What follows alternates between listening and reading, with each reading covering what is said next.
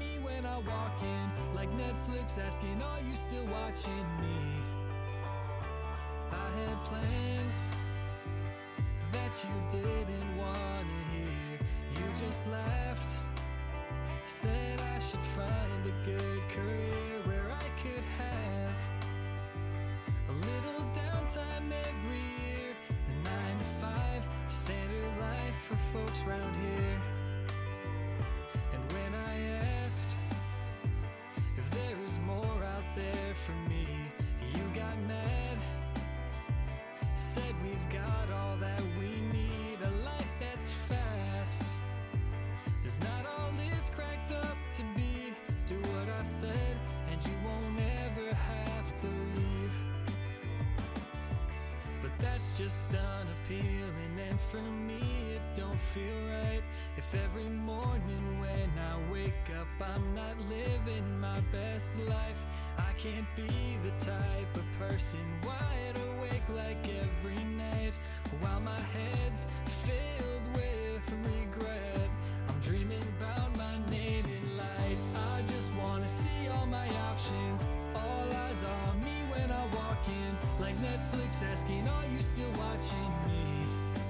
Are you still watching? Young, wild, and free without caution. Who knew it could be so exhausting? Someday when the whole world is watching me, will you be watching? Convinced I should settle for this life, have some kids with a high school sweetheart wife. And I'll admit, a lot of people think that's nice, a little house in their small town, that's paradise. But that's just unappealing, and for me it don't feel right if every morning when I wake up I'm not living my best life. I can't be the type of person wide awake like every night with my head filled with regret. I'm dreaming about my name in lights. I just wanna see all my options, all eyes on me when I walk in, like Netflix asking, are you still watching me? Are you still watching? Young, wild, and free without caution. Who knew it could be so exhausting? Someday when the whole world is watching me, will you be watching? I should have told you what I was going through. Maybe you'd understand. But that's just the old you I'm trying to hold to. I'm on another path, and you can watch from the stand. I just wanna see all my options, all eyes on me when I walk in, like Netflix asking, are you still watching? Maybe you are you still watching? Young, wild, and free without caution. Who knew it could be so exhausting? Someday when the whole world. Alright, how we doing? How we doing, sir? How are we? Dude, I'm loving life right now. How about yourself? We're grinding. So, Alex, I think we're gonna just hop right into it because that's how we do these things. We don't give any lead. We just actually send it. We actually send it. The Olympics are on now. The U.S. had, last time I checked, like 20 something medals. That was cool. Swimming, Katie Ledecky absolutely killed it today. I know you were talking about that. I didn't get to watch a lot today because I do have a day job, and I, spoiler alert, do my day job. Allegedly. I'm pretty good at it, I think. Look, the amount of Instagram reels I get from you in a given day is subjective. So, I will tell you, I send one Instagram reel per phone call I'm on. That's a nice... Okay. And I send it while I'm on the phone call. So when you get a lot of Instagram reels, I'm making lots of phone calls. Or I'm on the phone. Does that translate to money made? During the season, yes. During the summer, no. In general. So today was just a lackluster amount of calls that may or may not have led to anything. Well, productive. no, today was just sending Instagram reels because I was sending emails all day. It was the exception that proves the rule, sir. No, it's valid. But so the Olympics is on. I know we meant to talk about this about 3 weeks ago. We didn't. What events are you looking forward to, Alex? I mean, just the basics: handball, table tennis. I mess with rugby. I already know the USA basketball is in the clean house, so I'm not really worried about that. So, hot take: I think USA basketball is going to manage to fumble the bag. I think they'll manage to fumble the bag. They almost did when they didn't play NBA champion Jason Tatum. So, that almost happened pretty early. So that's how I feel. Handball is the most electric. I'm actually up at 3 o'clock every morning watching handball right now. Look, I thought when I was in high school gym class, I was going to be an Olympian playing speedball. So here's the thing. I was on the select team for that. I am legitimately 100%. Once we heal up the body a little bit, I'm finding I've Googled it. There's a shit ton of handball clubs in Cincinnati that are like for adult men. And I am an adult man. At least on paper and legally. I act like I'm about 12, and I'm well aware of that. But I am an adult. The gray hair gives that away. But I'm going to join one of these clubs, and I'm going to just become elite handballer. And then I'll play in not London, LA 28. Fair enough. And then we'll be doing this pod in 4 years, and you'll be like, so what's it like being in the Olympics? And I'll be like, I told you 4 years ago it was going to happen, so it was worth it. I'm still watching reels of the metal band Gojira being strapped to the side of a building playing a song. I didn't actually watch any of the opening ceremony. That's the one part you should watch anyway. I know it's a lot of the footage has been like you probably of the whole thing has been deleted away, but that's fine. Well, if you find the footage, you can react to it on this platform as such. But of course, that's one of my favorite bands, so that's why I bring it up. That's fair.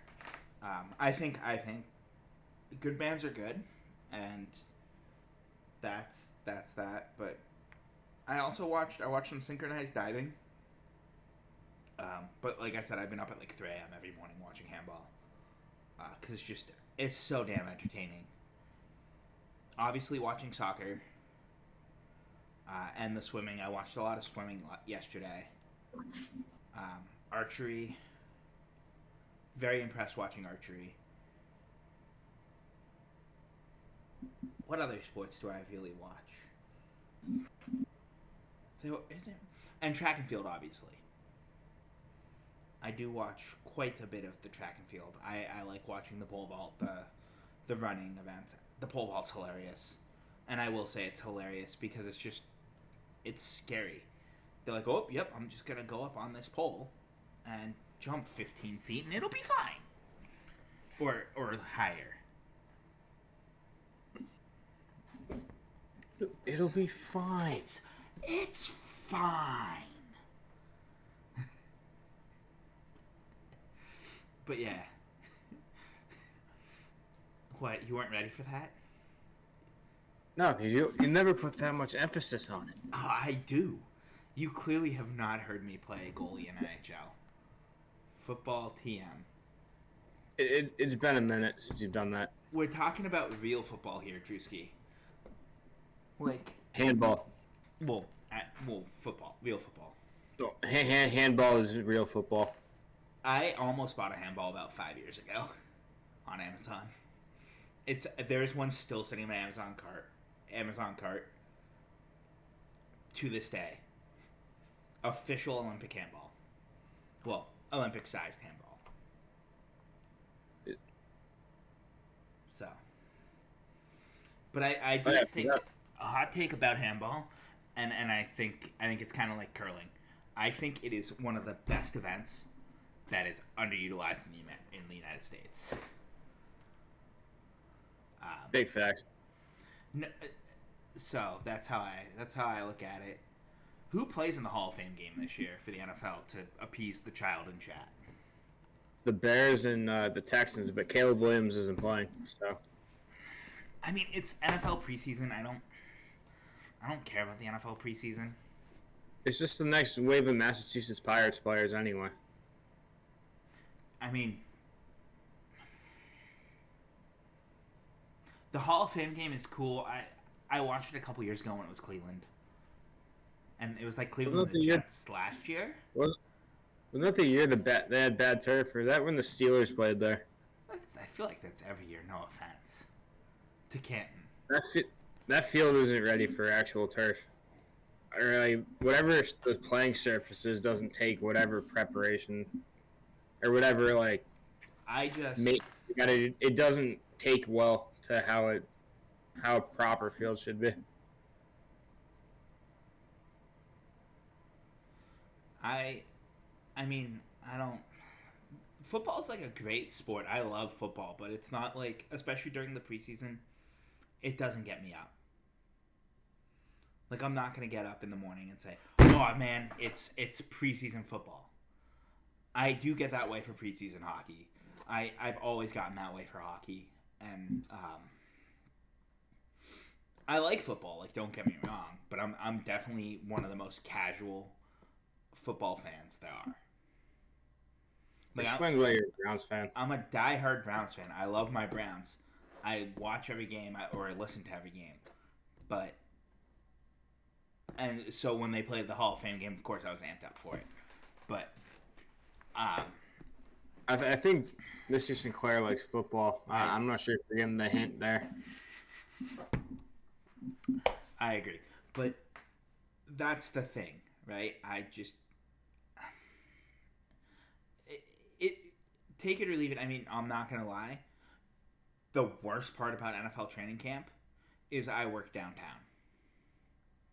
I am trying to drive by Paycor Stadium at 5 p.m. when all the people are still outside because the Bengals do their training camp on site. And they do it at the practice field, the Kittering practice field. I'm probably butchering the name, but like right across the street there, down Maring Way a little bit further. That's where they do all their stuff. So it's just so many people. So getting to the highway to come home is a pain in the ass. And I can only imagine what it's like for the actual staffers trying to get into work to do their jobs. I'd hope the Bengals staff have it a little bit easier because it is truly at their facility, like where everyone works regularly. But I couldn't tell you if it is or not because I actually don't know anyone at the Bengals. And even if I did, that's not the sort of question I would ask them. I feel like that's like oddly inappropriate. Unless it like came up in conversation, like. Well, yeah, exactly. But I feel like they either parked out. My guess is they have like a special lot. I think, or they have they have to have a special lot down there, or at least they mark off like employer parking, and whatnot. They have to. Think. Well, I'm talking more like sales staff, Drew, like the 9 to 5 workers, because the high shadows of the Bengals. People like me, not necessarily football staff, but like workers and other front office personnel, because I'm pretty sure they park. There's a garage. Like if you come down, I don't actually know what street it is. It's off 2nd Street. You know, I've driven on that road every day for a year and a half now. They park under Paycor. I don't believe they have free parking. I believe my friends that the few people I know that interned there said that they had, including staff, were paying to park in Cincinnati. You think they get like a reimbursement of some kind, but Probably. I mean, I know when we don't have our lot. I know vet staff have to pay to park. I know all vet staff have to pay to park every day. I still feel like they get like a monthly reimbursement on it though. I wouldn't be surprised. To my knowledge, I know UC athletic staff have to pay to park. I know vet staff have to pay to park downtown.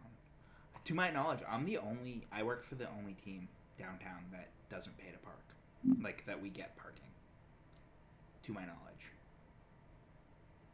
Big flex.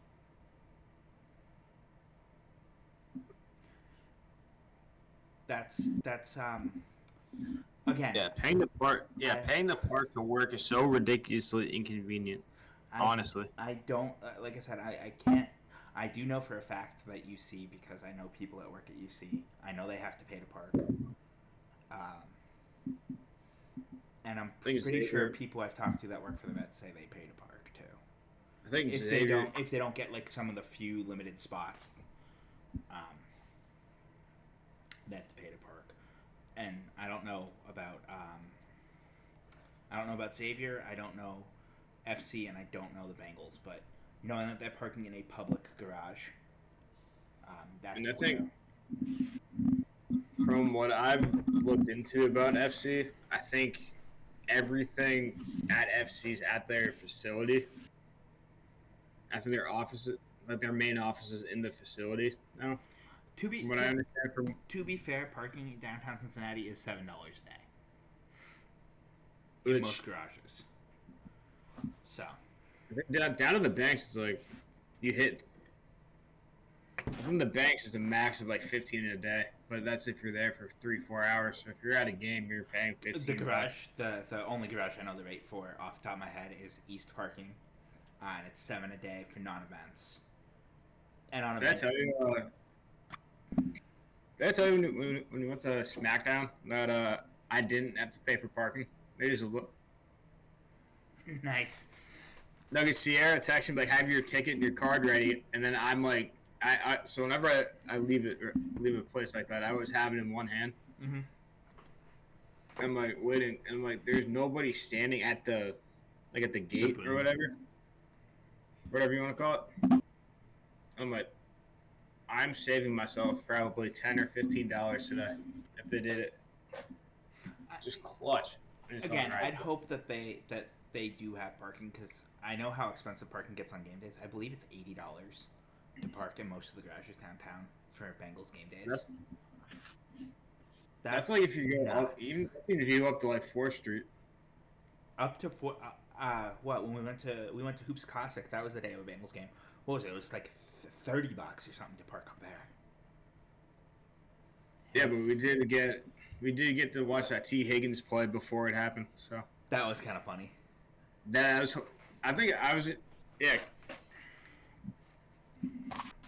Oh, my light just came on, and that just brightened everything. It's fine. It's fine. We don't need to talk about parking anymore.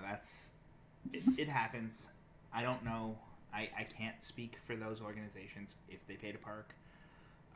If they do, that sucks. If they don't, that's great. Like, I think if you own although none of the stadiums are owned privately, but like, if you work for a team, I think that should be like one of the things, because sports is such an underpaid industry. That should just be with the territory. Sorry, I need to keep reading these very detailed notes we have for the show today.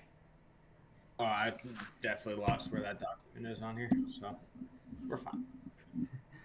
I know for a team I was talking to that they'd compensate me if I took the tee in, but that also would have given me a spot at the Garden. But yeah, that's. I figure they have to have some sort of staff parking, especially like, let's use the Garden for example. I've been there a million times. You've been there a million times. I've been there. Most of my events have been for hockey, but I've been to quite a few basketball games too. There have been plenty of times where when I was leaving those games, the commuter rails were done for the night. Like, just straight up, the commuter rails were done for the night. And so I would take I'd take the red. I mean, I always took the red line anyway. So I'd take the orange line to the red line, never the green line, because everyone goes to the green line. So I go to the orange line, and then I just get the red line from there. I respect that move. I'm the idiot that always goes to the green line because I always park at Riverside and go. Oh, you see, I park at Alewife. Alewife the most underrated, I think, out of the starting points that I usually take. Alewife is awesome. You also can get to the garden pretty conveniently only taking the red line. You go to MVH, and then you walk like 4 blocks, and you're actually at the TD garden. Now you're just making me put a map of Boston in my head, and now I can't unsee that. So my dad taught me that when we went right before COVID. We went to the Bruins Habs game in February. True, we're not talking about Anna Maria. There is some Division 3 news that comes out tomorrow, so that'll be next week's conversation. Division 3, very underrated. I actually will say I love Division 3 sports. I went to almost every team we had on campus. I think I saw at least once. Spare field hockey, because the only field hockey players I knew I didn't like. And women's lacrosse. I never got a chance to go to a women's lacrosse game, despite one of my best friends being the goalie for the women's lacrosse team. I thought you were on the team. That's rude, bud. But I went to men's soccer, women's soccer, men's basketball, women's basketball. I didn't go to golf either because they played off campus. Where's the school spirit? I had the school spirit. Football, baseball. I went to a lot of baseball. Well, so women's lacrosse, they didn't have a home game when I wasn't in class, and I was a student, and I went to be a student. I'm not gonna lie. Or it was raining, and I wasn't gonna walk a mile in the rain because I lived on the other side of campus from the athletic facilities, and it was actually a mile to get to the football field.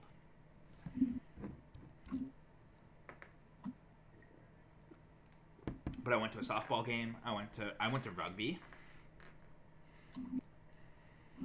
basketball, hockey. I did drive to go to hockey games because we didn't play. No, I didn't skip class because I was a good student. And I told her, I was like, hey, I'm not going to any of the women's games. And then she wasn't on the team senior year, and so I didn't go senior year when I would have had a chance to. So, I didn't skip class for anyone.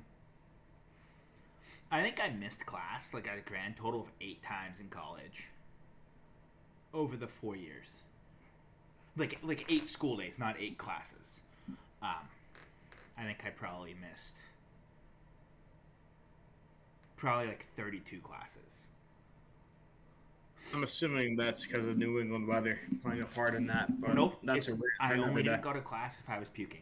If I was actively puking, I didn't go to class. I forgot you're an Ohio man living in New England. Any other ailment, including like, so I'd wake up, if I puked, I wouldn't go to class, and that's the only reason I wouldn't go to class. Because I just didn't want to get my fellow students sick. Except for one day, I skipped one. I was in a early literature class or something. Like it was about fables and oral tradition and the beginnings of writing. I took it my junior year because I needed to take one more English class. And it was spring semester. I did skip it. I skipped the class one day. I skipped one day because I was sick, and then I skipped the next class because I'd rather go to the baseball game than be in a class where I was the only male. Period. Stop. It was just such an uncomfortable class for me because a lot of the kids like just would shit on guys completely during class, and I was like, "Yeah, I'm sitting right here. Like, I know I'm the only guy in here, but like." And I hated the class with a passion. I got a B+ in it. Wicked smart over here, aren't you? Yeah, for a kid that can't write, I got a B+ in an English class. I also got a minor in it. All right. So, you know what else was yesterday? 1 second, Alex. Oh, we pausing? Yeah, we're gonna take a quick break ski here.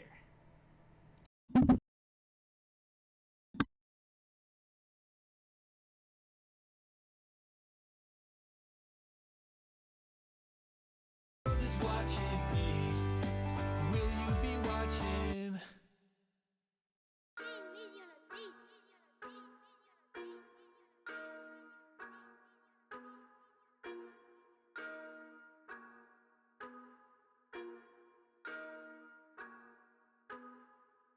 She was coming my way. She been flirting all day. I didn't know what to say. I'm like, where is your bae? She said, boy, you looking tasty. Girl, why you acting so hasty? She was the type that would chase me, but lately, nah, girl, that ain't me. Nah, that ain't me. You can get with your boy, but not for free. At least buy me dinner. I'm more than a chew toy, no piece of me. I got feelings too, girl. Now I'm feeling annoyed, girl, can't you see? Why can't you see? Nah, that ain't me. It was a Friday night, I was next in line to play pong. Kobe. That's when she came up from behind. Oh God, this night's gonna be long. Here we go now. We could be anywhere across the nation, but here we are in a crowded basement. I'd appreciate if you would try to be patient, but that's just not in the conversation, I guess. We talk about the way that I'm dressed. Say, boy, why you cover that chest? Let me feel that arm when you flex. You're just like the rest, you got no respect. I'm trying to hang with my friends, and I'm kinda taking offense, cause you're trying to get in my pants. Well, baby girl, listen to what I'm about to say next. That ain't me. You know who you're dealing with? Nah, that ain't me. I got self-respect, girl. You can get with your boy, but not for free. You better meet my parents. I'm more than a chew toy, no piece of me. Get out my personal bubble. Now I'm feeling annoyed, girl, can't you see? Nah, that ain't me. I just wanna drink a bottle of beer with my bros. I don't got the time to deal with you short thirsty hoes. Please just leave me alone. Sorry about that, Alex. I was called to duty, so I was doing my call to duty.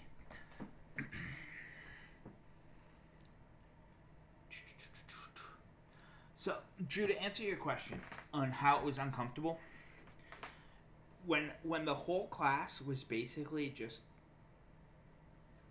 the way the professor taught it, she was a lovely professor. I actually did like her as a professor. And you just had all these women who were like education majors, and it was every point was just like, men suck, and just like it drove my mental health down during that whole semester. I also had a girlfriend at the time, so I had no need to like win over any of these 19 girls in my class. I had one friend in the class. She just happened to be in the class anyway. But I was like, I don't give it. I don't give it about this class. I just needed to graduate and to get my English minor. So I did fake being sick to that class once to go to a baseball game.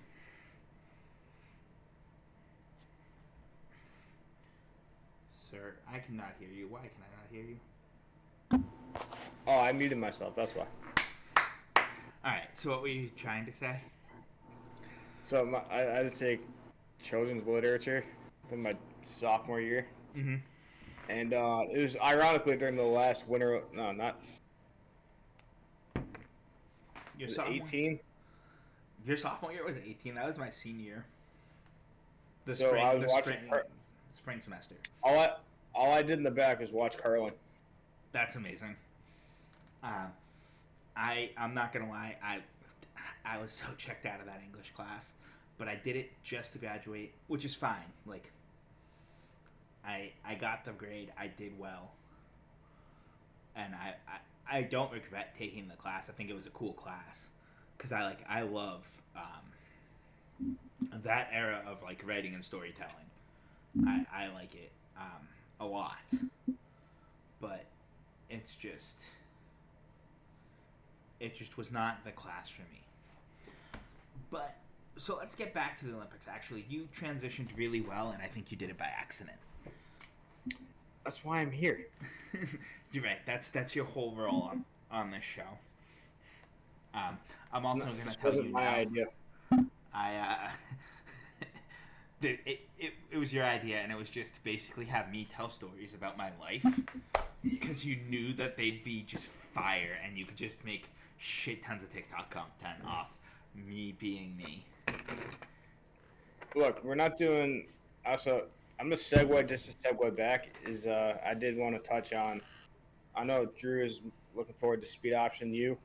Do you have a plan for that? We're just gonna wing that schedule out. So I'm thinking every 3 weeks, we're gonna run kind of like a 3 week rotation here. We'll do just a full hour and a half pod week 1. Week 2 we'll do pod and then either MLB the show or speed option U or something. And week 3 we'll have grits, so we can bring those back. Sorry, I have to fix my hat. I'm watching the stream on my upper screen right now, so like I'm just watching you do that. So That's fine. It's not my character by any means. Obviously, you've moved back to Boston, Alex. How's living back in the New England? Also, I am gonna call you a baby backed bitch for not being able to handle Ohio. look, I'll take that, but it felt like the right thing to do for me. No, I respect it. I genuinely respect it 100%. I'm glad I made it a year. Pretty much, I made it pretty much a year to the day. Mm-hmm. But no, I think it's a fantastic place. I love the Cincinnati area. It's been awesome for me, but I also moved here because of a job. You just moved here because you knew people here, and you had the opportunity to move your job here. Yeah. And if that didn't happen, I would have stayed here. So I think a lot of those things just happened to line up. I left the one job. The other one basically said all you got to do is put your name in, and you can pretty much go to anywhere you want if they have a spot for you, and they want to take that spot on you. So I assume are you returning back to your old stomping ground, so to speak? I'm supposed to. They haven't. I've been in a weird HR freeze for whatever reason. I think because of the whole Microsoft thing, and then just corporate stuff. But I haven't really heard back yet, so I got to figure out what's going on there. No, that's fine. I was just curious, and I figured I'll just let you tell the world. Yeah, but we're still throwing our names into different sports-related things just to kind of keep that train rolling, so that whenever I get the chance to pivot, I can just make that pivot. That makes perfect sense to me. Also, just because at this point we're at where I say whatever's on the top of my mind. Have you ever wondered, sir? Maybe it's because of where I am in life, but obviously, as you know, the girlfriend has a younger brother. Have you ever, and I wonder this from time to time, I always wonder, when I have a child, and they're going through YouTube, and they find our pod inevitably, because YouTube's algorithm's going to feed them our pod, inevitably, because its Google accounts are going to be connected. That'll be the real reason why. And they go back, and they find the out-of-pocket crap I say now. I'm so worried for that day, but I think I have about probably a solid 10 years before I have to actually worry about that. Or more. But have you ever thought about shit like that? Like how your future generations or family members eventually finding it when you're older will react to how you were in your younger years? It's on the back burner right now, but I think kind of once I get that other personal life stuff rolling, then I'll think about it. I'm not going to worry about. This is my like. everyone's like, oh, I have my shower thoughts. No, I got a wicked bad sunburn to the point it's actually sun poisoning. I can't sleep thoughts. See, I didn't know that was a thing. Yeah. So you'll get like, it's gross, but I'm gonna describe it in great detail here anyway. I need full scientific explanations, otherwise I don't want it. So, when you get a sunburn, your skin is damaged, right? Right. The ultraviolet light damages it further, and when it damages it deep enough, you start to form blisters that are like gross and orange. Or at least mine were gross and orange. And then they start to pop, and they secrete. I just like to use the word secrete. A liquid that when it dries chalky on your skin. It is awful. Painful. You can't do shit. And I kind of hope Drew just came back to me talking about blisters on my shoulders and sun poisoning. I think that would be hilarious. And it's so bad. And then now, so that, I got it on Saturday. I went to Kings Island and their water park, which is called Soak City. And I was just great. I want to catch hot in other states. I was hanging out in the lazy river. I spent a lot of time in the lazy river. The best mobile bathroom there is the lazy river at a water park. Got it. Come on, you know that you thought of it too. And now I'm just thinking of the whole water world scenes from Grown Ups. So I'm not gonna lie to you, I am very much them in the water world scenes from Grown Ups. And now that I'm older, fatter, and just all around more of like a generic dad bod, I would fit in with them so much better, and I hate it. I hate everything about it. Look, Adam Sandler's a New England chap, so you're forced into that. So, but it's just it's a phenomenal. But the lazy river, the wave pool, I spent a lot of time in both those spots, and I don't wear a shirt at the water park because even though I'm fat, I've just accepted it. Oh, it's raining here now. Oh yeah, it's been raining here for like 3 days. Catch up, bud. It's not like weather takes time to travel. Look, if I can get somewhere in 15 hours, so can weather. Look, I drove 11 and they got me to West Point, so we're basically in Drew's territory of New Jersey. But so let's go back. Let's go back to the Olympics. We talked about the things we like the most. What is your least favorite Olympic event? And it's yours. You know mine because we talked about it before we went live. But what's yours?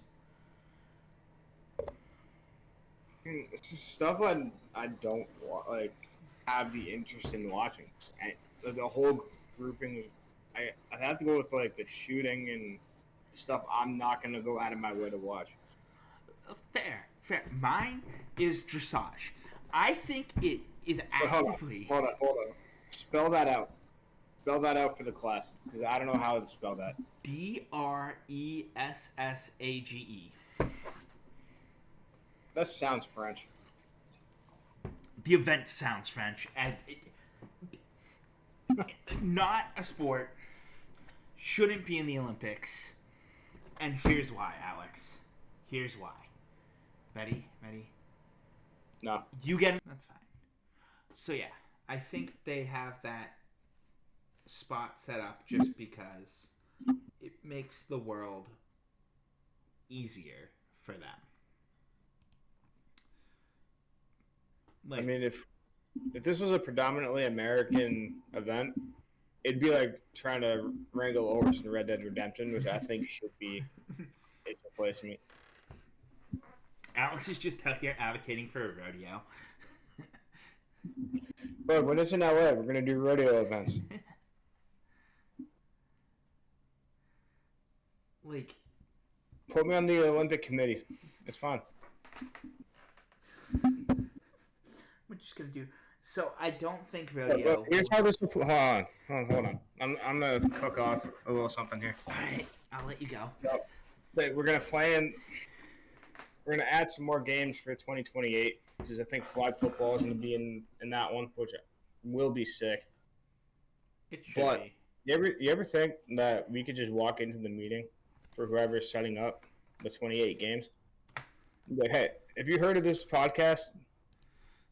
I know you haven't. So they ranted about dressage for however long we're gonna go on, and then they started cooking off all these ideas for sports that resemble the fibers of American existence. So if you want to talk about a sport that I think needs to come back to the Olympics, and I say come back because it was in the Olympics Chess. at one point. No, that is coming though. It's this.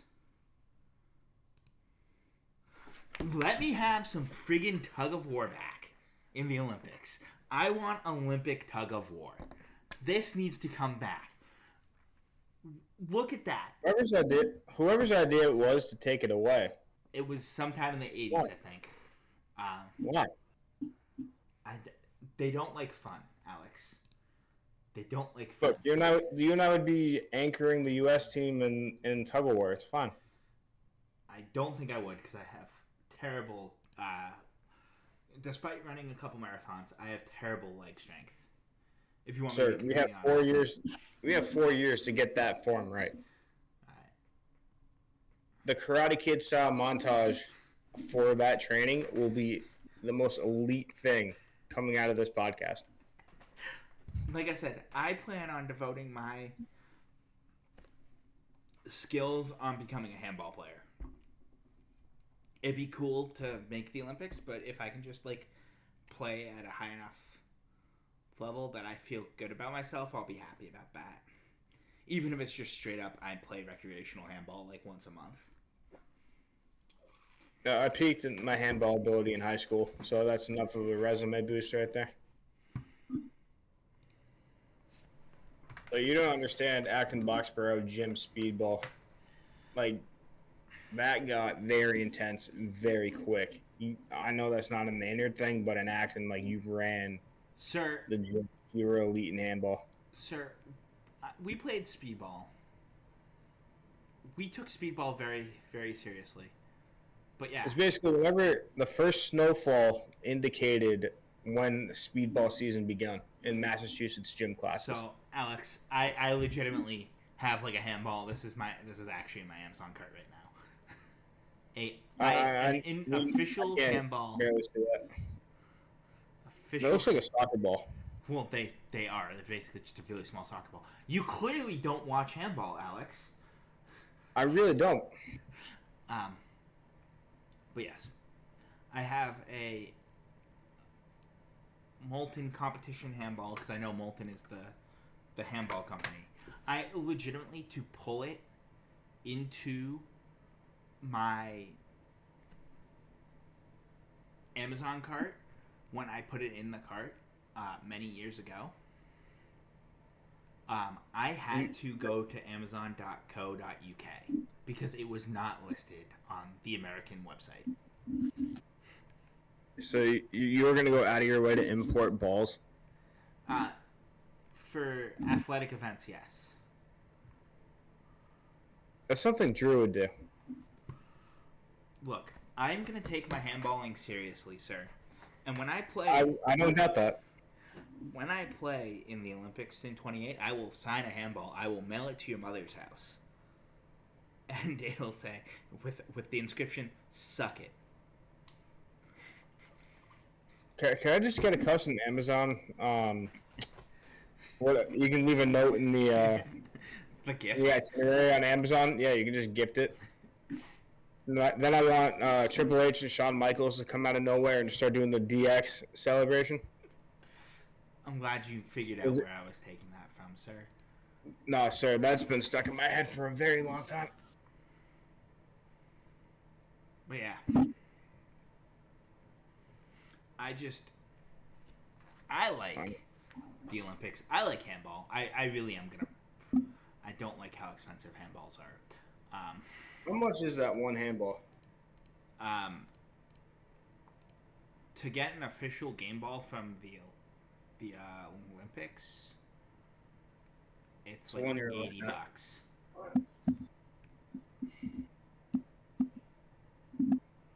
An actual Paris handball is like $80. So when is that going to get to your apartment? We need a paycheck first because it's you got to import them. It's actual international shipping.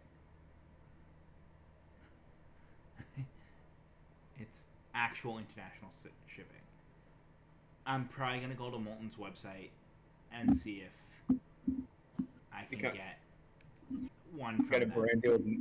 Get a brand deal. So we just like start giving people discounts on Olympic style handballs. And this isn't a free ad, but we don't do free ads around here. But for now, we do. Unofficial ads as well. So they don't even have an American site. Are you serious?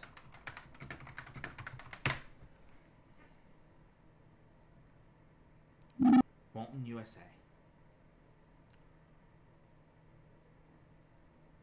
To buy one from them directly, the cheapest one, the youth training ball, is $35. Training? Like, there's different tiers to this? Yeah, I mean, when you get into elite levels of ball sports, there's training balls and game balls. And they're different. You'd think that you'd rough up a game ball enough it became a practice ball. Like, in theory. So, like, a competition ball is $45. An elite competition ball is $63 to $90. And we only take elite game balls in this establishment that we call our show. Get an official size 3 one. I honestly might buy this. Look at how I'm switching to. Look at how sweet this looks. This is from their website directly. I'm putting it on the pod for a second.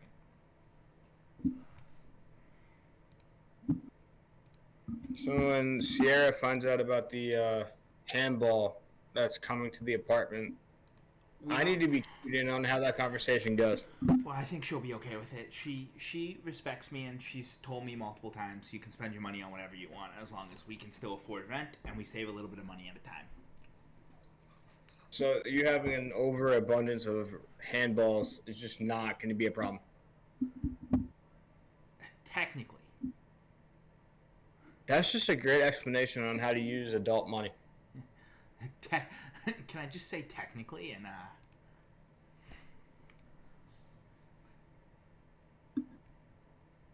I mean, I got a George Pickens rookie card for $15 yesterday, and I thought I was a bargain spender.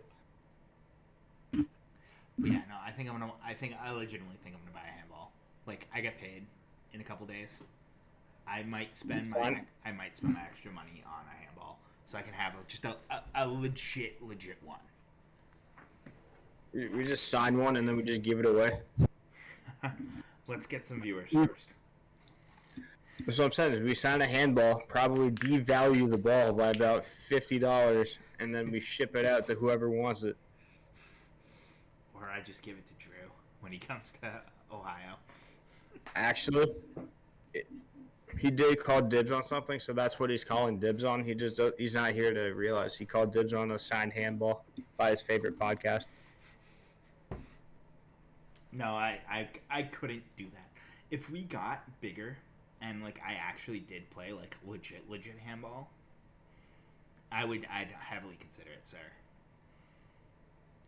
Look, we'll make your trading cards too, and you just give them out at every game that you play.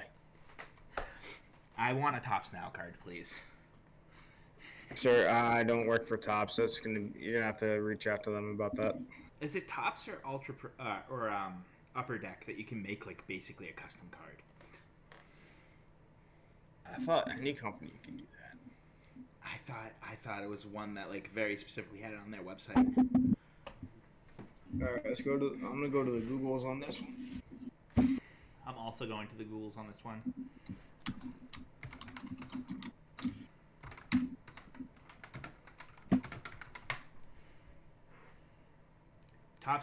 custom baseball card.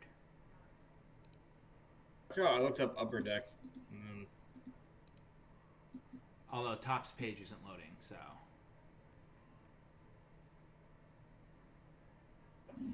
Upper Deck was like, they kind of had a stranglehold on the market.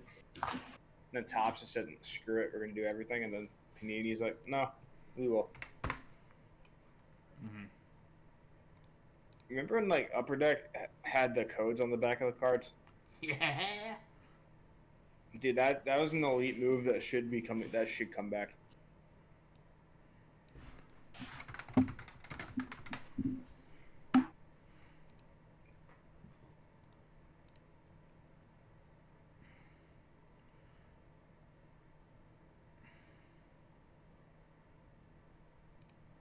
I remember, I'm pretty sure it was Topps that did it because.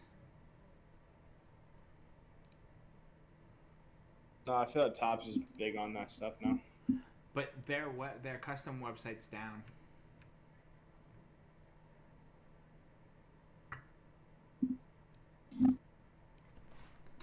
I was so much looking forward to the Boston the Skyline card line that we were gonna work on with them. So that's exactly where I was going with this, Alex.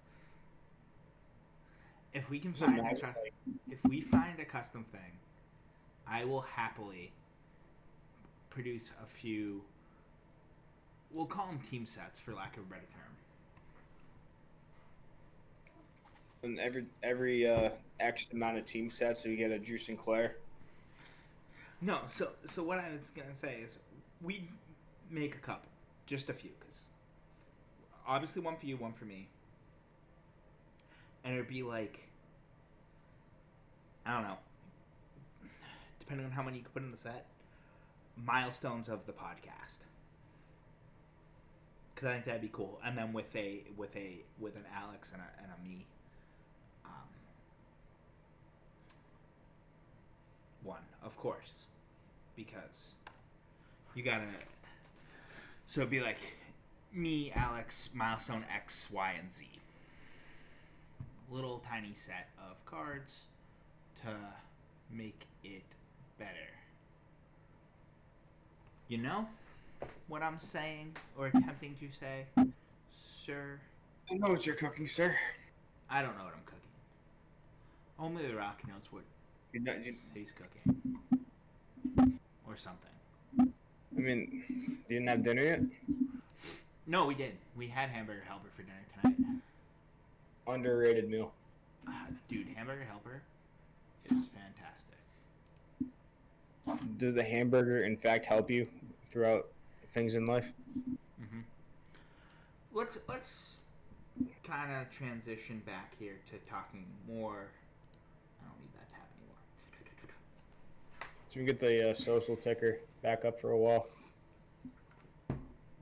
Yeah, I can throw the social ticker back up. I've thrown it up a couple times, but I can throw it back up. Yeah, we can just let it run free. Look at that.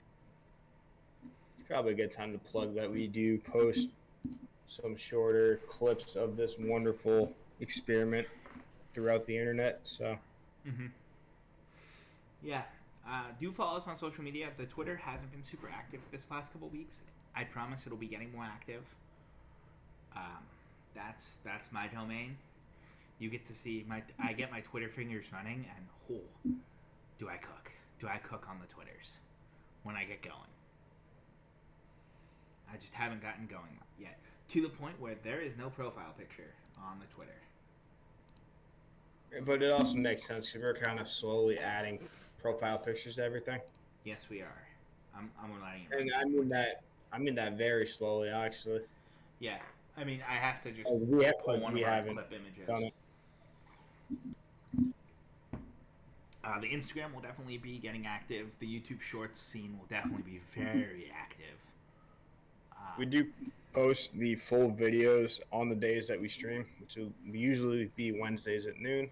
Yep. We're trying to post the last week Wednesday at noon, and then we try to go live at 8 or 7. Wow. Doesn't work. Whenever we decide to go live is when we go live. With the goal being 7 p.m. I'm running for about an hour and a half. I say about because I don't think I have the endurance for that, like physically. I don't know how you don't have the endurance for that. It's not like I've run multiple marathons in my life or anything. Like, that gives me more endurance or anything. Oh, speaking of marathons. Sir, I might actually, potentially, if my sister can come through clutch for me, do the Boston to Skyline marathons. As in, run the Boston Marathon, and 2.5 weeks later, run the Flying Pig Marathon in Cincinnati. Elite athletics right there. Not even 2.5 weeks later, because what? This year, the Boston Marathon is the 21st of April, and the Flying Pig would be the 4th of May. Very important day, actually, the 4th of May. Yes, I love Star Wars Day. And then I will go to the Mets. This year, I will go to the Mets game after the marathon because I am me and I make decisions. Most of them are bad, but that's okay. Look, whenever we took over the city of Cincinnati, there were no bad decisions to be had, only questionable ideas. But yeah, no, I have actually thought about this, and I asked my sister a couple weeks ago. I was like, "Hey, I really want to run the Boston Marathon. I know you told me when I was in college, your company does a lot of the donation side to those sort of things, so that employees can run and stuff through supporting Boston Medical Center, I believe." And she's like, "Yeah." I was like, "Can you check on that? Like, what the chances are that your fat brother could do it instead? Because that'd be awesome. Like, how awesome would that be?" And then I'm like, I've run the Flying Pig the last 2 years, as you know. Why didn't you just fly? It's a lot easier to do that. Well, if I do wind up doing both of them, I will be flying home on like Thursday night before the Boston Marathon, because I think you do packet pickup on Friday down at the convention center. And then you run on Monday. Run on Monday, and then I'd fly back to Cincinnati on Tuesday. Well, hold on. Why don't you just do the Forrest Gump and then run back? Ooh, because you need to recoup the legs, because I'd only have 2 weeks. Also, because it'll be the playoffs. Right? It'll be fine. Alex, it's round 1 of the playoffs. I'm gonna, barring anything ridiculous. That's round 1 of the playoffs. Barring anything ridiculous, we're making the playoffs this year. We missed this past year, but I'm confident and hopeful we'll make them this year. Can I just say the signing graphics this year are actually fire? Dude, I love the signing graphics. I will give all the kudos in the world to the Cincinnati Cyclones for their signing graphics. I so would love to have. The graphic designers behind that really did cook this year. So I love it. Also, my favorite thing in the world is Skyline Chili.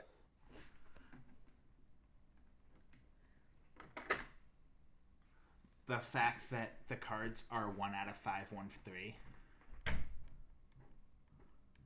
Her Xbox controller is dying. Oh, they didn't post on the Twitter at least. I didn't see the.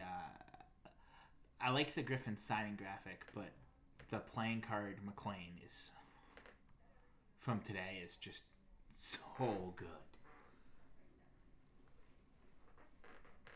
Looks like a graded card. I love everything about that is just perfect. I mean, it looks like that India slab I got. Mm-hmm. Like, it's not like fully graded, but it has like the branded top to it.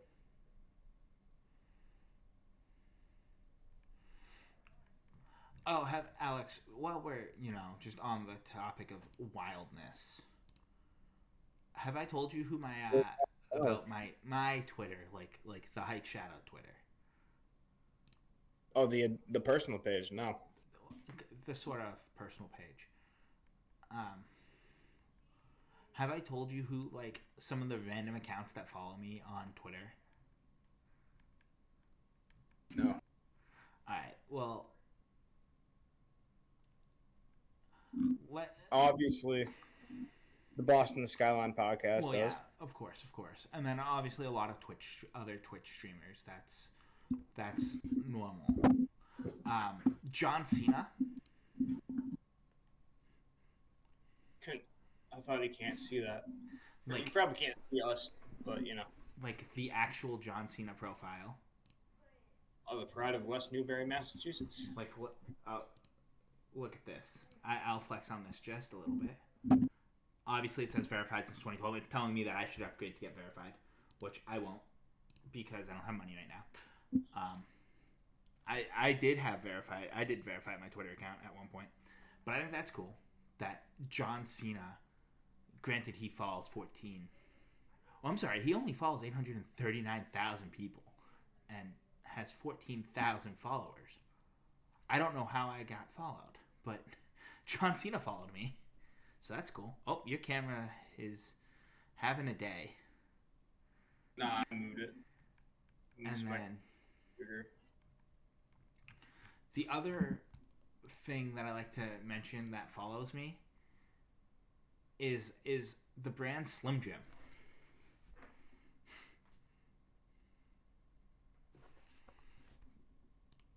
Like Slim Jim. Your Twitter is just a melting pot of Twitter. I love the fact that I'm followed by Slim Jim. Again, they follow 157,000 accounts on Twitter. I mean, only 157,000 people can say that distinction. I would love to if someone wrote a bot, basically an API probably is the more accurate term. If someone wrote one to tell you how many people are followed by X entities, because I would love to know how many people are followed by John Cena and Slim Jim, and why. Hopefully, I'm one of a much smaller group of people, because I think that'd be hilarious to be able to be oh yeah, I'm just followed by Slim Jim. Just casually bring it up in conversation. The next TikTok is your obscure Twitter follows. So. I'm sorry. No. It's what follows me on Twitter, not what I follow on Twitter. You not follow John Cena on Twitter? Oh, I follow John Cena on Twitter since I made this Twitter account in 2015. But so I'm just send you a big list of accounts we should follow and just see what happens. Okay. Also, I know this is really old, but we haven't really talked about sports, like the MLB or anything. The MLB deadline, I know at least the Yankees, the only people I saw that were acquired by the Yankees was Jazz Chisholm, who's playing really good baseball right now. What happens to leave it? So, I'm going to go on a little tangent here. That they were hyping so many bigger name pitchers to go, and they just didn't. And there are a lot of teams that have the capital to pull those moves off, but they didn't. I was kind of waiting for that big block. We haven't really had a big blockbuster trade since they kind of redid the deadline rules. Mm-hmm. Teams are kind of straying away from that, and I don't necessarily like that. I get that. There's always one or two big ones, but a lot of them are just kind of depth adds for prospects. And I think the Red Sox did this. They traded, I got to check it, but I think it was 3 of their top 25 that were going to be Rule 5 eligible or something. They got pieces they needed, but it's it wasn't I'm looking up the trade deadline factor. Go on Paston's Twitter. This should all be there. Oh, I'm just on CBS Sports. Look, my official So, Twitter. is Gregory Jeff Paston. Soto went to Baltimore. Seth Jones and someone Chance went to Philly. The Red Sox got Luis Garcia for a lot of people. Yeah, that was a trade. I think they cleared Austin out Slater, Livian Soto, and cash considerations went to Baltimore from Cincinnati for a player to be named later and cash considerations.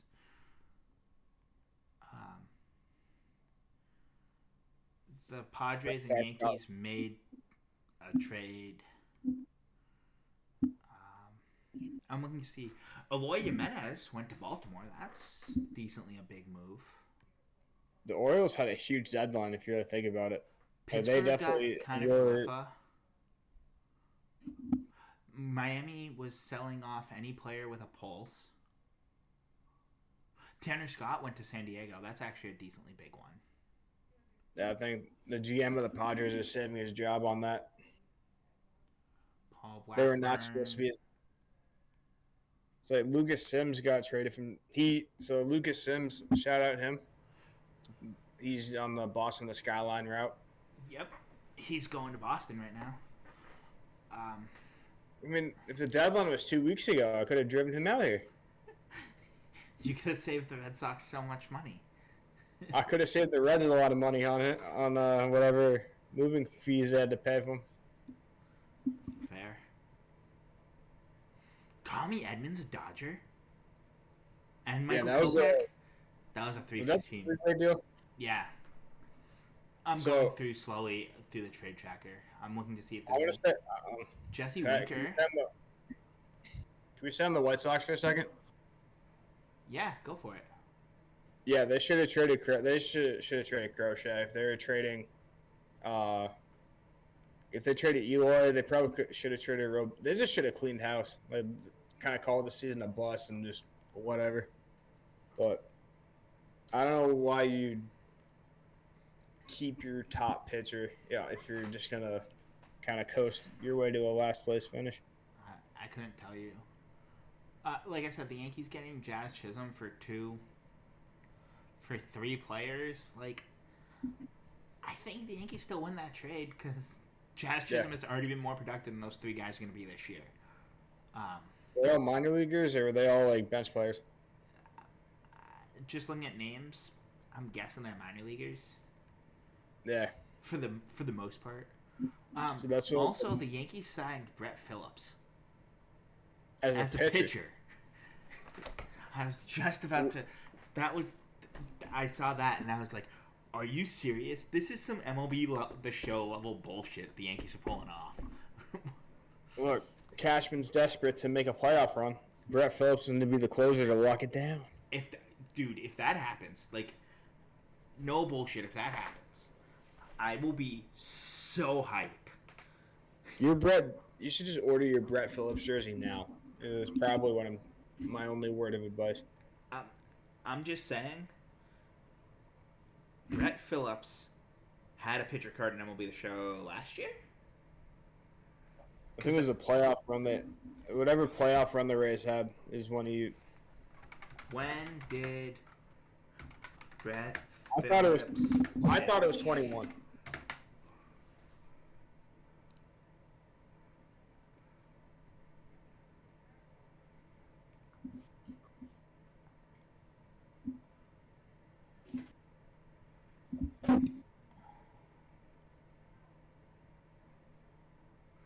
On July 2nd, 2021, Phillips made his first crit pitching appearance in a blowout loss to Toronto.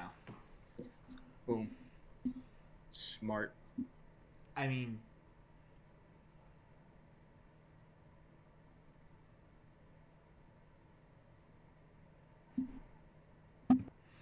I don't care. I think it'll be a hilarious move. Because if he actually becomes a good pitcher, like, he was a decent player, field player.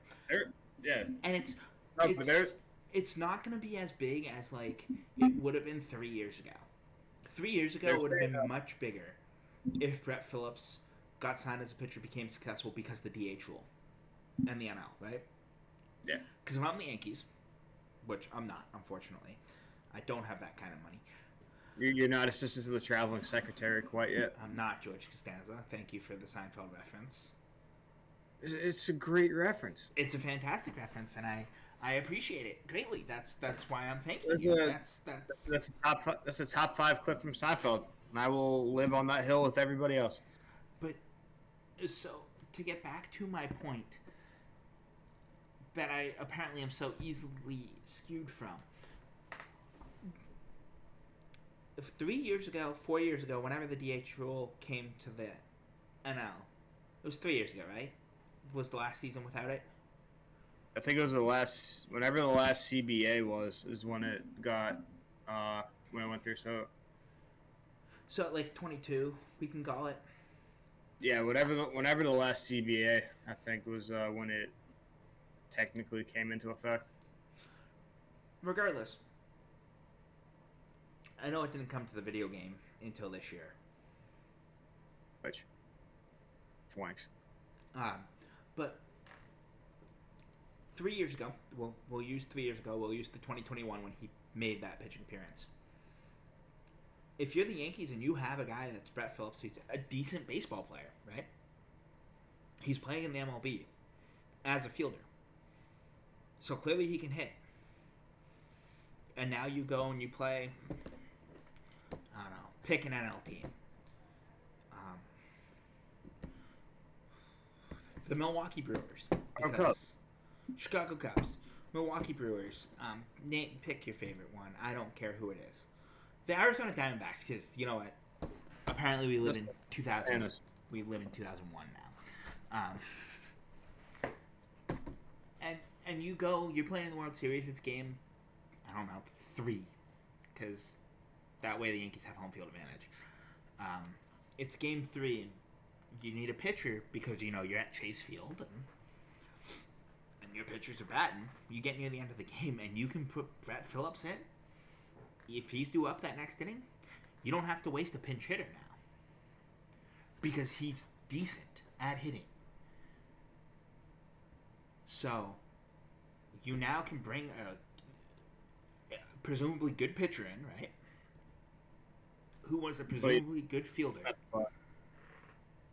What? I think now you don't have to. You can. If he's.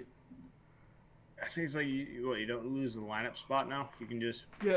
You lose if the DH goes into the field, you lose the lineup spot now. Yeah. So I mean, it's still valuable to have pitchers that can hit because then, let's say you have. You know what? He's probably going to wind up being DH for a little while just because he's dinged up. Aaron Judge, right? You're in the playoffs. You want him playing every day, but you don't want him in the field necessarily. Especially if you're in LA because he likes to run through the fence there. Yeah. All-time underrated clip, by the way. Him just absolutely beasting through that fence.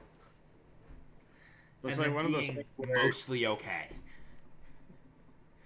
Yeah, it's like you want to keep the bat, but you don't want to. You don't want to sacrifice. You don't want to risk injury or anything, and walls cause injuries. I think I saw on Twitter like he was throwing like 90. I think he topped at 97 or something like that. If I remember correctly, he's actually like a legit pitcher. He's more of a legit pitcher than like Albert Pujols. Yeah, but he was throwing like 95, 96, I think. Is what I think somebody on Twitter was saying. Let's just punch a little Twitter search in. Brett Phillips misspelt very, very poorly.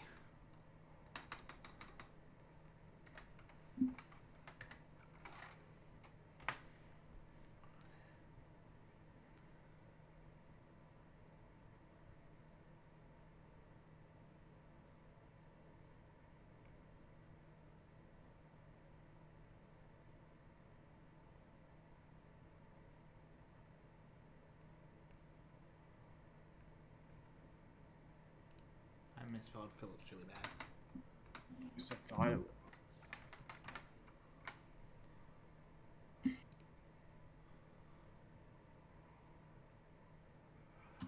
Rob Freeman, pitching injured, July 30th. Highlights of Brett Phillips carrying the side up to 97 with a wicked breaking ball. The announcers didn't even know it was the Brett Phillips. He looks like the Brett Phillips who played in the major leagues. I honestly don't know. Still don't know if it is the quote. Like, bro, you're throwing absolute gas. I mean, like he's about it, like they're saying Ellie throws 99 on his. He tops his throws off at 99, so these guys can hit that speed. I'm not gonna lie, the funniest things I'm seeing are everyone talking about how Brett Phillips is gonna be the Yankees closer. Like they're convinced he's gonna be the Yankees closer. Shit, I love that narrative though. You know what? As much as I don't think he's gonna be like, and I think the Yankees closer is the hardest closing position in the MLB. I think there have been too many good. No, I think there have been too many great closers that have been New York Yankees. Like they've ran through them like a rotation too, which normally doesn't happen. I want to say you have, off the top of my head, without even thinking, Rivera and Goose Gossage, two of the best closers in baseball, just ever. I mean, and then, like, Clay Holmes was good. He wasn't great, like, I think, and I can't even say he wasn't great, like, he still plays in the major leagues, like. No, he's been all right lately. Like, this is I'm Googling it. All time Yankees closers. Baseball Reference. I'm using MLB.com.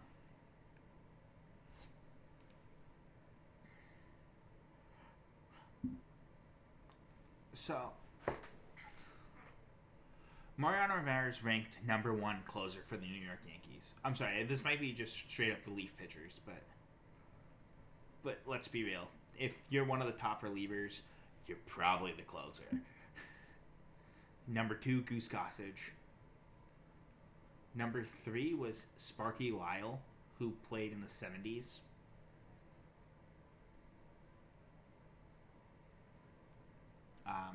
Johnny Murphy in the 30s and 40s.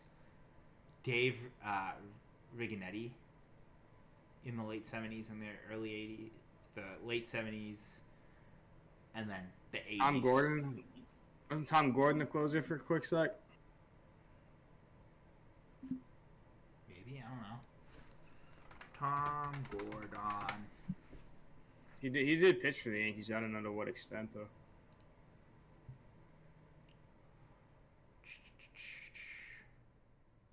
He had 158 saves, so he definitely closed.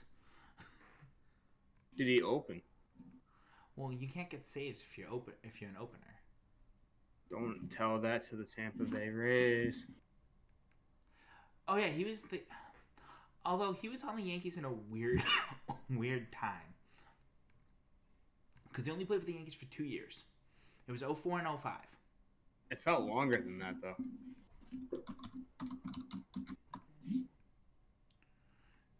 So he wouldn't have been the true closer for the Yankees. Oh, he was like the off-day closer then. That's what my guess would be. He was the setup man, because the Yankees closed with Rivera, like, always. That's the other thing that makes Rivera, like, just built different. You didn't have... I swear to God, every Yankees game, Rivera came out of the bullpen. Winning by 10, losing by 10, winning by 2. They're like, it's the 8th inning. Rivera, you're in. Like... He just...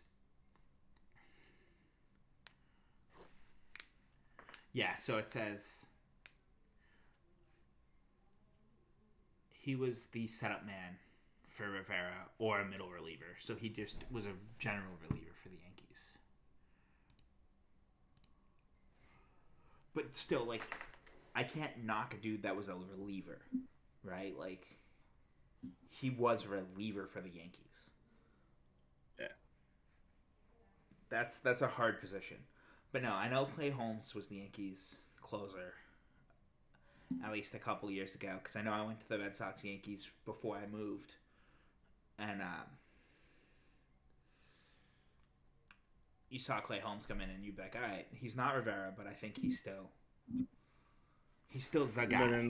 He's our current guy. Lately he's been getting lit up. Well, yeah, I mean, the Yankees pitching's weird because, like, they have some of the, I'll say, I think they have some of the best baseball players, best pitchers in the league, and they just overpaid them.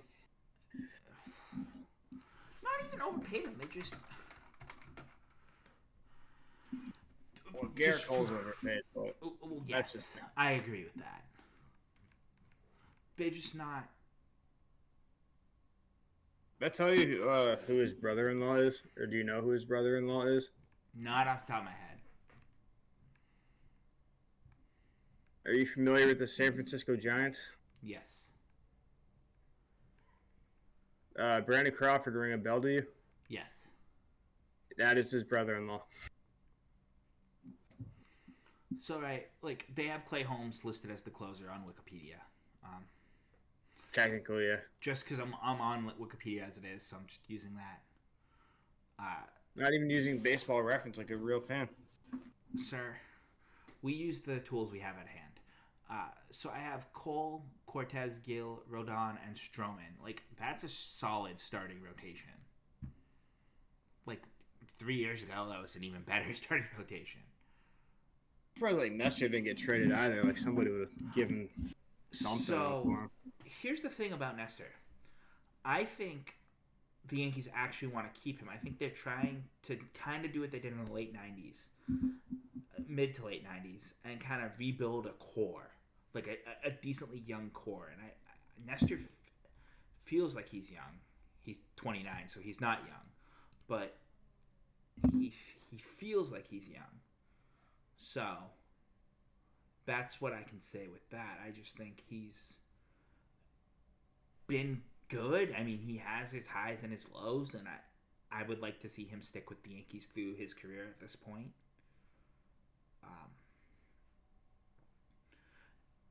I mean, the Yankees make some questionable choices. For I'm looking at their pitchers, their pitching staff. They have Jake Cousins.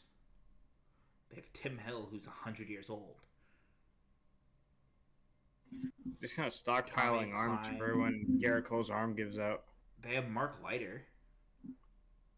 Yeah, he's a reliever, though. No, these are all relievers, technically, from Jake Cousins. Mark Leiter, Ron Mauricio, who's young, Mike Tonkin, and Luke Weaver, and then with Holmes at the closer. And it's just it's one of those things where I think they could be a really... Oh, and Clark Schmidt is on the... Clark Schmidt and Loizaga are on the DL.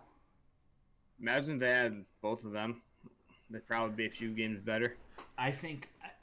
I mean, I haven't really paid attention to the standings, but AL East standings. Oh, my God. I mean, the Orioles made the moves they had to make, so I think the Orioles are going to be holding on to that. Unless something astronomically collapses. Well, I mean, so the Yankees are... It's funny. Like, obviously, I'm a Yankees fan. I'm on Yankees Twitter a lot. And everyone's like, oh, we're having a shitty season. I'm like, bro, we're in second. We're 4.5 games out of second. We're not 4.5 games out of the wild card. We are 4.5 games out of second. Which I realize that second is a wild card position. Which is weird. The MLB playoffs are just weird. Yeah, they've added... Why don't only 6 teams make the playoffs? Might as well let in the whole top half of the league at this point. Well, like 6 teams making the playoffs is wild. Also, Oakland's cooled off hard. Because they're, 45 and 64 now? Yeah, did you see They the finally ticket are prices? tanking. No, did you see the last game ticket prices? No, in it's probably Oakland? like $2 though. No, no, people are jacking those prices up. Because they're leaving. Yeah, but it's kind of funny to see how that is playing out. But yeah, no, and it's funny because like Oakland's 2 games worse than the friggin' Angels. The Angels are supposed to be good at baseball.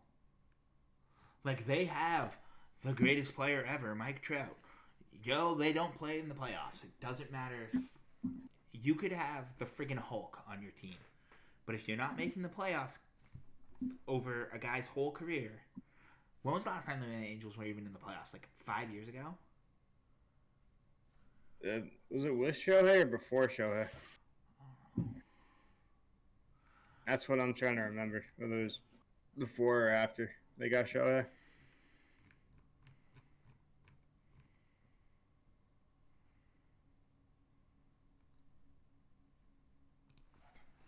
When was the last time the Angels made the playoffs? It's been a while.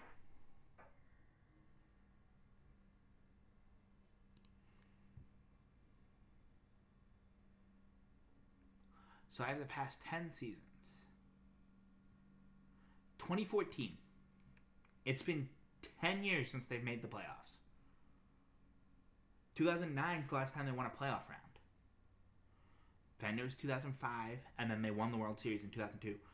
And they literally made in my lifetime, the Angels have made the playoffs in 2002, 2004, 2005, 2007, 8, 9, 14. They have made, I am 28 years old. The Angels have made the playoffs 7 times.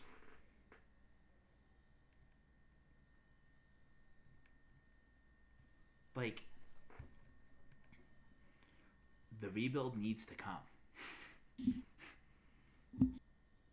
I think that goes when they realized that they could get a lot back for Trout. They just don't want to get rid of him. So, let's pick, you know what? Let's compare them to the active worst team in the MLB. Would you agree with me it's the Colorado Rockies? They are the worst team in the MLB? Record-wise, or just like overall? Yes. Yeah, because I mean the White Sox have an ace, and the Rockies don't. The active worst team in the MLB. The Rockies. 1, 2, 3, 4. They've only made it 4 times. But they didn't start making the playoffs until 2007. And that's when they lost the World Series to the Red Sox. Got swept in that World Series. They did get swept. But great for me. But my point is, they are a team that is actively bad. But they at least... There's no effort to spend money because... There's no effort there. Speaking of other no-effort teams, the Oakland Athletics. In my lifetime, 1, 2, 3, 4, 5, 6, 7, 8, 9, 10, 11 out of 28 years. 27. These have to be out of 27 because this is the 28th season. But since 96, Oakland has made the playoffs 4 more times than the friggin' Angels, including 3 times since the Angels made the playoffs, being 18, 19, 20. And I know the 2020 season was a Mickey Mouse season. But Cincinnati, right? In the last 10 years has only made the playoffs once. Because they made it in 2020. And then 13, 12, 10, and then they stunk for a long time.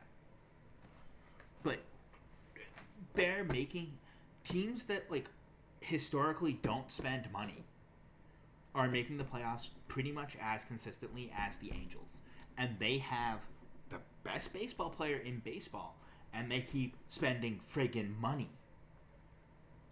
They like want to be the Red Sox or Yankees without being able to be the Red Sox or Yankees. Sounds about right. Because like I would argue the Yankees have been pretty bad in the last 10 years. And pretty bad for the Yankees in the last 10 years is making the playoffs 7 times. 7 times making the playoffs. And I'm like, actually the Yankees have kind of sucked for the last 10 years. We haven't won a World Series since 2009. Like, you haven't been back to it since then either. And that's kind of what the expectation is.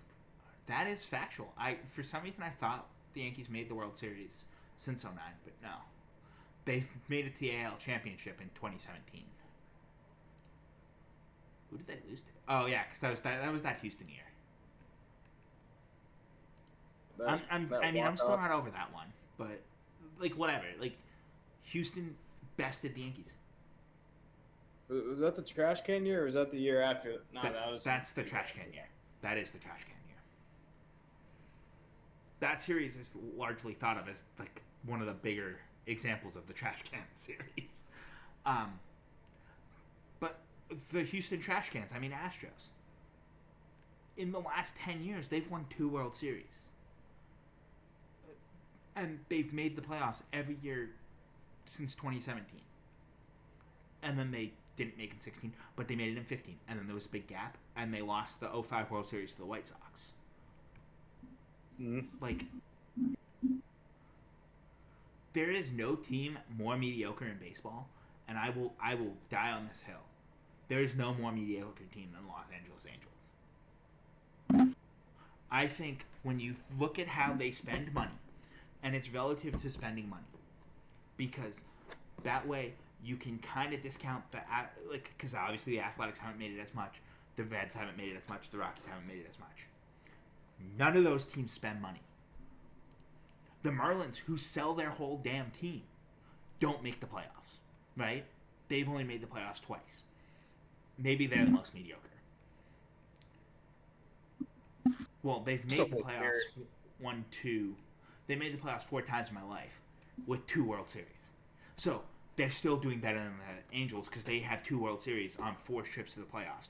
The Angels have 7 trips to the playoffs and 1 World Series. Like, I think the mediocrity from the Angels is astounding. And rebuilds need to end. And I think the Marlins are a perennial rebuild. I think the Angels refuse to admit that they're a team that needs to rebuild. But they are 47-60 right now. They are 2 games better than Oakland right now. They have Mike Trout, the best player in baseball, and they can't make the playoffs. Trout came up in what, 06? Oh, he wasn't even drafted then. When did Trout come out? No. Like, he got drafted in 09. He came up like the same year Harper did. 2011. Yeah, so Harper came up that year too. Mike Trout has seen 1 round of playoffs, and it was actually a sweep. They were swept by the Royals. Mike Trout has not won a game in his life in the playoffs. Mike Trout is supposedly the greatest MLB player, and he has not won a playoff series. The Trout Shohei Angels never made the playoffs. Weren't they supposed to be good? There's no repercussions for not trying to spend money. There's no equity gap. There's such an equity gap that you can't. The Dodgers, who do spend a lot more money than they should, yes, they have the 1 World Series. They only have 1 World Series in my lifetime, and it's the Mickey Mouse World Series because it's the COVID one. But they haven't missed the playoffs since 2012. Like, that's consistent. That's a team that I would say is good when you haven't missed the playoffs since 2012. I don't think any team is actively on that long of a playoff streak. I could be wrong, and I'd be happy to be wrong. But I can't think of a team that's been more consistent at making the playoffs than the Dodgers. And you go down the road, probably, Dodger Stadium to Angel Stadium, 45 minutes, if that.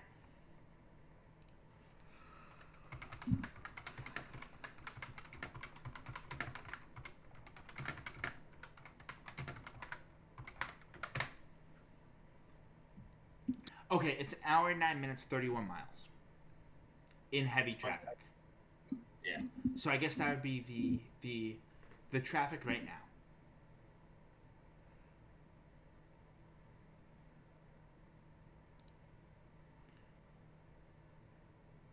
Because it's 6 o'clock in LA, so it's rush hour. It's an hour commute between the two parks. If you were to drive it. If you wanted to take the bus, it's an hour and 35 minutes.